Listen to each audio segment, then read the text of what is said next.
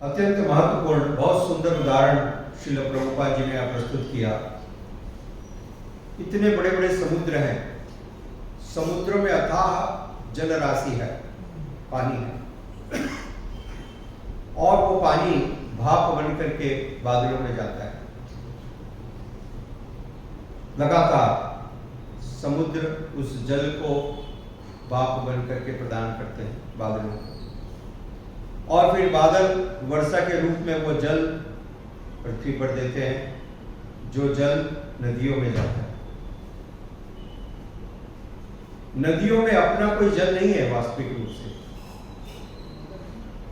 वस्तुतः देखा जाए तो समुद्र का जो जल है वही नदियों को जा रहा है, राइट? समुद्र का जल नदियों में जाता है और नदियां उस जल को वापस अंततः समुद्र में प्रदान करती हैं। समुद्र ने जल नदियों को दिया और नदियों ने उस जल को पूरी प्रजा का पोषण किया।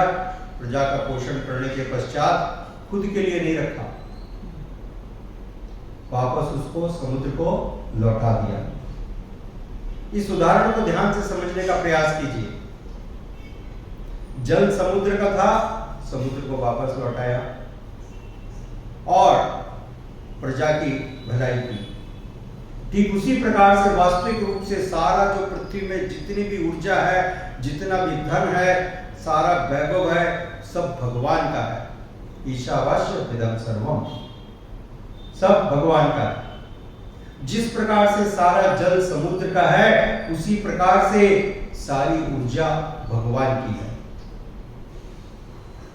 और भगवान सबको ये ऊर्जा प्रदान करते हैं। ये आपकी नहीं है। आपके हाथ में जो शक्ति है, आपके बुद्धि जो है, मेघा, शरीर में सामर्थ्य, भगवान ने भगवत गीता के 10वें अध्याय के अंदर बतलाया, सब कुछ मेरा दिया हुआ है, सब कुछ उधार का है, आपका है नहीं जिसको आप समझ रहे हो अपना। यदि आपका होता तो मृत्यु के बाद भी आपके साथ रहता, राइट? क्योंकि आपका है। तब मालूम पड़ता है कि हमारा नहीं है। किसी ने हमें दिया था और किसी ने वापस ले लिया, राइट? तो श्रील प्रभुपाद यहाँ पर इस उदाहरण से इस बात को स्पष्ट करते हैं कि जिस प्रकार से समुद्र के द्वारा दिया हुआ जल नदियां जनता की सेवा के लिए, प्रजा के पोषण के लिए उपयोग में लाती हैं और फिर वापस समुद्र को दे देती हैं, उसी प्रकार से भगवान के दिए हुई इस ऊर्जा का प्रयोग कीजिए। इसके द्वारा जो उपार्जन होता है, जो धन की प्राप्ति करते हैं आप, नाना प्रकार के वस्तुओं की जो प्राप्ति करते हैं, वो प्रजा के कल्याण के लिए उपयोग में लाइए। अपने इंद्रिय भोग के लिए नहीं, अपने सेंस ग्रेटिफिकेशन के लिए नहीं, समाज कल्याण के लिए। और उसके बाद जो बच गया उसे भगवान को अर्पण करें, तिजोरी में जमा करने के लिए, भगवान को अर्पण करने के लिए। जिस प्रकार से नदियां पूरा का पूरा समुद्र को अर्पण कर देती है, क्योंकि समुद्र आप ही का ये जल है, आप ही ने दिया था, राइट? और वो फिर देंगे, फिर देंगे, ठीक है? तो यह है शास्त्र का नियम। भीष्मदेव जो इतने बड़े महान भक्त हैं, महाजन हैं, वो यहां पर युधिष्ठिर महाराज को यह उपदेश दे रहे हैं। दान धर्मान राजधर्मान, यह दान देने का धर्म प्रत्येक गृहस्थ को, नहीं तो वो गृहस्थ गृहमेधी बन जाता है। आज हम देखते हैं कोई भी गृहस्थ दान देने के लिए तैयार नहीं, वो अंत तक अपने साथ रखना चाहते हैं, शरीर छोड़ने के दिन तक। और इसका परिणाम क्या होगा? निम्न योनियों में जन्म लेना पड़ेगा। तो भीष्मदेव कहते हैं, महाराज भीष्मदेव यहाँ पर स्पष्ट रूप से कहते हैं कि प्रत्येक गृहस्थ को दान देने का अभ्यास करना चाहिए। इससे उसका हृदय निर्मल हो, हृदय साफ होगा, हृदय की गंदगी कम होगी। तो दान देना अत्यंत आवश्यक है, नहीं तो गृहस्थों का अटैचमेंट बढ़ेगा। ये धन जौवन पुत्र परिजन एते के आचे परती तरे, एक्स्ट्रा अटैचमेंट। जिस प्रकार से आप देखें कई राजनीतिक बड़े बड़े नेता अपने पुत्रों के मोह से इतने मोहित हैं कि वो अनेक प्रकार के अनचाहे कार्य भी उनके लिए करते हैं। तो ये सब है मोह के कारण, एक गलत आकर्षण के कारण। तो इसलिए प्रभुपाद जी यहाँ पर स्पष्ट लिखते हैं, गृहस्थों का कर्तव्य है दान देना, कम से कम 50%। तो बड़ा गंभीर लगता है, अरे इतना देना है तो मैं काम क्यों करूं? परंतु शास्त्र का नियम है। ठीक है, आप 50% नहीं दे सकते हो, कुछ भाग तो देना शुरू करें, कहीं से शुरुआत तो करें। Let us begin. जैसे यदि आपके बैंक अकाउंट में करोड़ों रुपया है तो वो करोड़ों रुपया एक दिन में जमा नहीं हो गए। शुरुआत हुई थी एक गुल्लक से, गुल्लक में 10 पैसे और 5 पैसे डालने से जब शुरू किए तो धीरे धीरे वो आदत बनी, और वो आदत बनने के बाद में आज इतना बड़ा बैलेंस बन गया। कोई भी आदत छोटे में शुरुआत की जाती है, तो छोटे से शुरुआत करना चाहिए।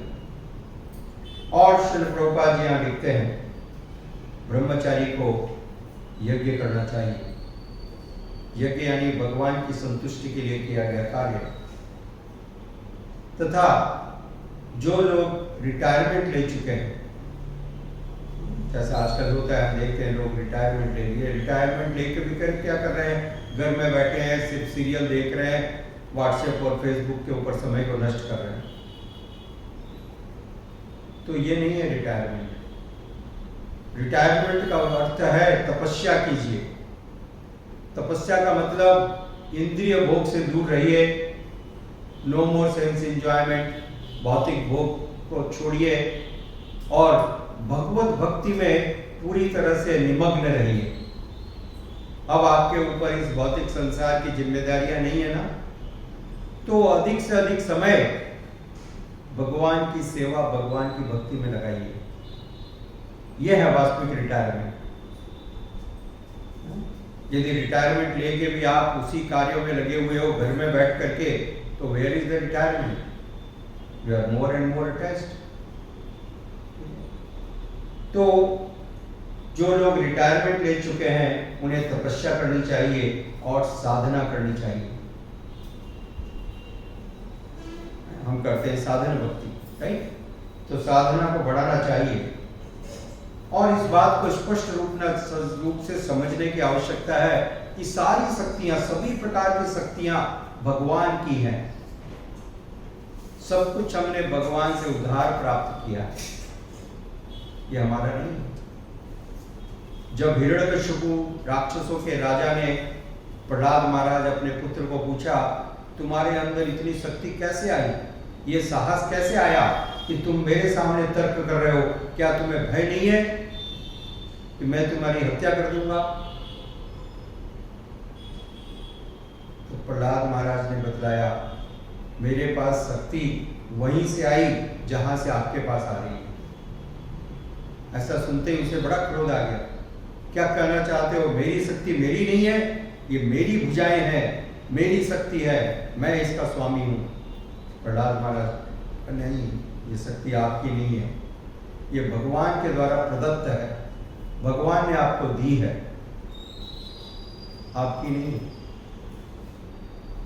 तो इस सत्य को अनुभव करने की आवश्यकता है कि सब कुछ भगवान के द्वारा प्रदत्त है, सबके स्वामी भगवान है।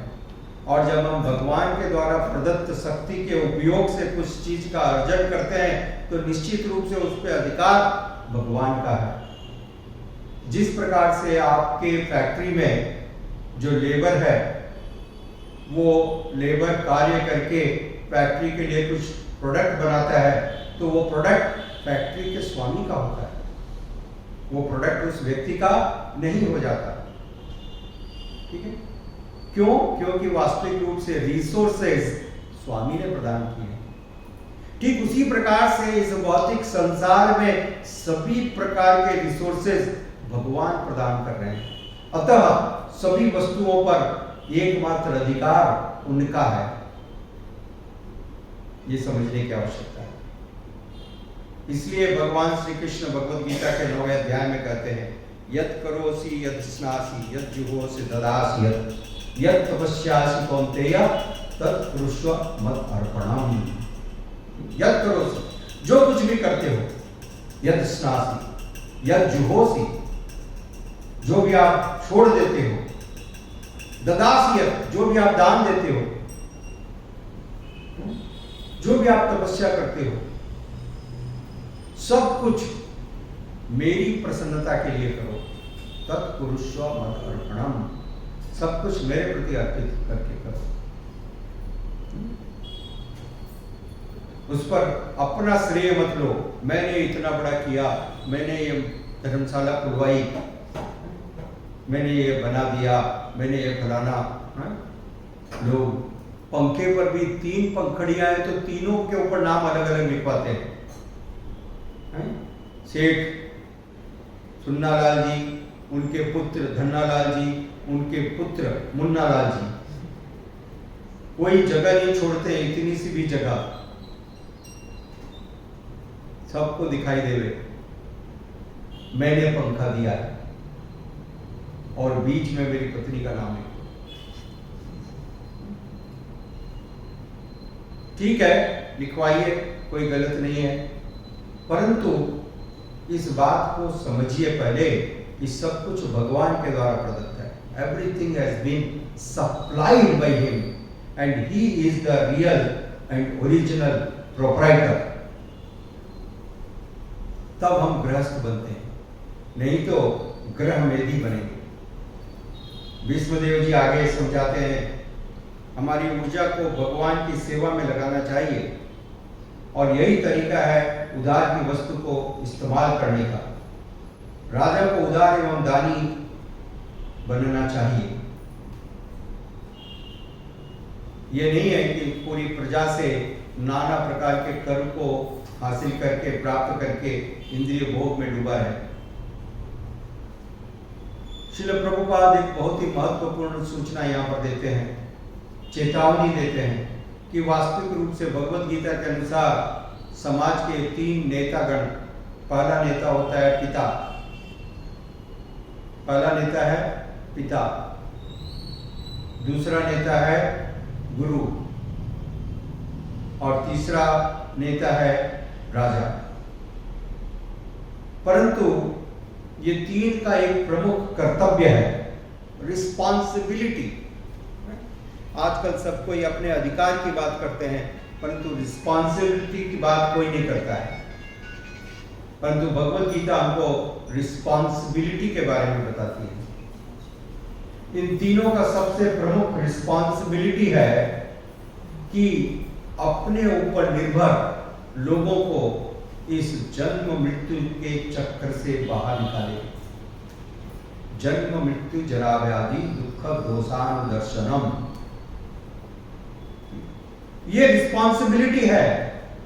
पिता की रिस्पॉन्सिबिलिटी है कि मेरा पुत्र इस जन्म मृत्यु के चक्र से बाहर निकल जाए। ये माता की रिस्पॉन्सिबिलिटी है, ये नेता की रिस्पॉन्सिबिलिटी है। वो सच्चा नेता है। और यदि हम ये नहीं कर रहे हैं, यदि कोई नेता कोई माता पिता ये कार्य नहीं करते हैं, तो शास्त्रों में बताया गया कि वो तो वास्तविक रूप से पशु के समान है। पशुओं के भी माता होती है, पशुओं को भी पिता होती है। सिर्फ पैदा कर देने मात्र से आप पिता और माता नहीं कहलाने के योग्य हो गए। सारी चीजों के लिए क्वालिटीज या योग्यता बताई गई। योग्यता तो यह है योग्यता कि अपने ऊपर निर्भर सारे जीवों को जन्म मृत्यु के चक्र से निकालिए। और कैसे निकाल सकते हैं? जब हम खुद नहीं निकले हैं तो उनको कैसे निकाल सकते हैं? इसलिए शास्त्र में बताया गया उनको इस चक्र से निकालने का एकमात्र प्रमाणिक उपाय है भगवान हरि की भक्ति। भगवान की भक्ति के प्रभाव से कोई भी व्यक्ति, कोई भी जीवात्मा इस जन्म मृत्यु के चक्र से बाहर निकल सकता है, अन्यथा कोई नहीं निकाल सकता है। ग्रह अंधकूपम, ये अंधा कुआं है जिसके अंदर अंधकार है, बहुत गहरा है और सूखी पत्तियां हैं। इसलिए सबसे बड़ी आवश्यकता है कि उसको बचपन से भगवान की भक्ति सिखाई जाए, जिसके कारण से वो इस चक्र से बाहर निकल सके, भगवत धाम को जा सके।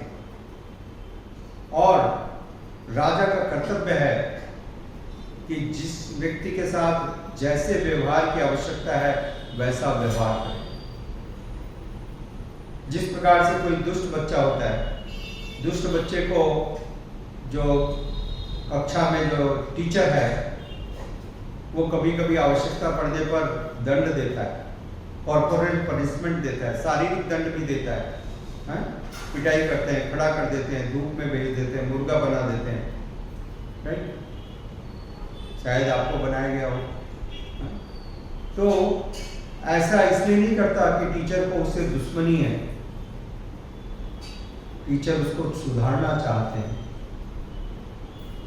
उसकी आदतों को बंद कराना चाहते हैं। और जब वो साधारण रूप से बोलने पर नहीं समझता तो उसे कभी कभी दंड देने की आवश्यकता पड़ती है, ये स्वाभाविक है। ठीक उसी प्रकार से राजा को भी जो चोर हैं, बदमाश हैं, हिंसक वृत्ति वाले लोग हैं, अराजकता फैलाते हैं, टेररिज्म करते हैं, ऐसे लोगों को दंड देने की नितांत आवश्यकता है। उस समय अहिंसावाद की बात करने का कोई महत्व नहीं होता। भगवान श्री कृष्ण ने इस प्रकार की अहिंसा की संस्तुति नहीं की। आप देखिए महाभारत दुनिया में आज तक के युद्धों में सबसे बड़ा युद्ध था। 64 करोड़ लोगों की हत्या हुई, 64 करोड़ पीपल डाइड, दोनों सेना के मिला।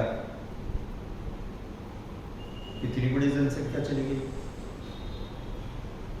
परंतु इसका नेतृत्व तो भगवान ने स्वयं किया था, राइट?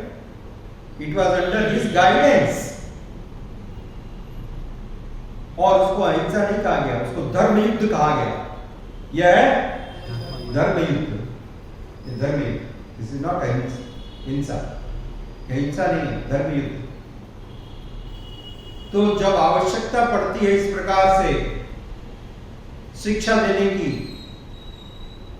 जो दुष्ट व्यक्ति है, आसुरी वृत्ति का व्यक्ति है, वो हमारे कहने से मान नहीं लेगा। जैसे प्रभुपाद जी ने उदाहरण दिया, एक कमरे में आप 50 कुत्तों को ले आओ और उन कुत्तों को बताओ, देखो यहाँ लिखा है साइलेंस प्लीज, चारों तरफ मैंने लिख दिया है बड़े बड़े शब्दों में, है? क्या लिखा है? Silence please, silence please. क्या चुप रहेंगे? वो रहेंगे क्या चुप?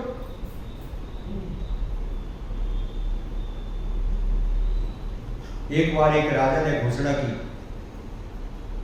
एक राजा ने घोषणा की कि सबसे बड़ा प्रैक्टिकल जोक मेरे को जो सुनाएगा उसको मैं प्राइज दूंगा। प्रैक्टिकल जोक, सबसे बड़ा प्रैक्टिकल जोक। तो कई लोग आए, तो राजा ने कहा ये तो प्रैक्टिकल जोक नहीं है। पर राजा ने फिर घोषणा की कि आधा राज्य दे दूंगा, सबसे अच्छा जोक दूंगा, जो प्रैक्टिकल हो, संभव नहीं है। तो कई लोग आए, कई लोग सुनाए, परंतु राजा संतुष्ट नहीं हुआ। परंतु एक दिन एक साधारण व्यक्ति आया और उसने राजा को एक जोक सुनाया, एक चुटकुला सुनाया, और राजा जोर जोर से हंसने लगा। उसने कहा वाह वाह क्या बात है। सारे लोग, सारे मंत्री आश्चर्य पड़ गए, भाई इसने क्या सुना दिया, ये क्या बात है, इसने ऐसा क्या बता दिया। कहा राजा साहब बताइए इसने क्या कहा? बोला इसने कहा एक हॉल में 40 स्त्रियां बैठी थी। कितनी? 40 स्त्रियां बैठी थी और वो एक दूसरे से 3.5 घंटे तक बात नहीं की और फिर वो थोड़ी देर बात की। उनमें से एक के पास बहुत बड़ा सीक्रेट था परंतु उसने किसी को वो नहीं बताया और जब 3.5 घंटे के बाद बाहर निकली तो किसी को किसी के बारे में कुछ नहीं मालूम था। तो ऐसा सुन के राजा जोर जोर से हंसने लगा, बोला ये प्रैक्टिकल जोक है, यह असंभव है?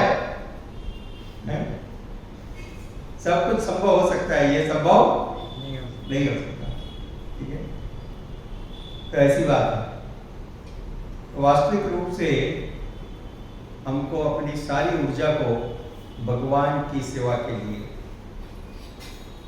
स्त्री धर्म है, भगवान परम पिता है, भगवान परम पति, भगवान परम पति भी है, परम पिता भी है। इसलिए सबसे बड़ा स्त्री धर्म है भगवान की सेवा करना। सबसे बड़ा स्त्री धर्म है भगवान की सेवा करना। तो भीष्म पितामह ने इस प्रकार से युधिष्ठिर महाराज को ये सारे उपदेश प्रदान किए जिनका अनुशीलन करके हम अपने जीवन को सार्थक कर सकते हैं। धन्यवाद। हरे कृष्ण।